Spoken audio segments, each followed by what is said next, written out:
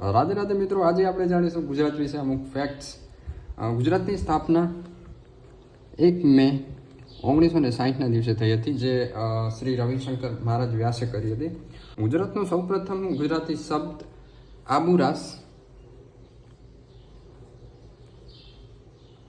જેના ઉપરથી ગુજરાતનું નામ પડ્યું હતું 1233માં. ગુજરાતની દરિયાઈ સીમા 1600 કિલોમીટર.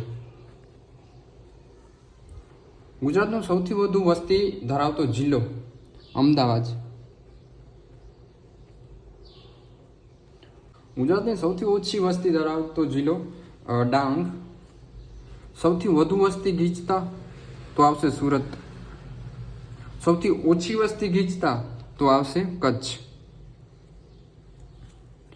ગુજરાતનો સૌથી મોટો જિલ્લો કચ્છ. ગુજરાતનો સૌથી નાનો જિલ્લો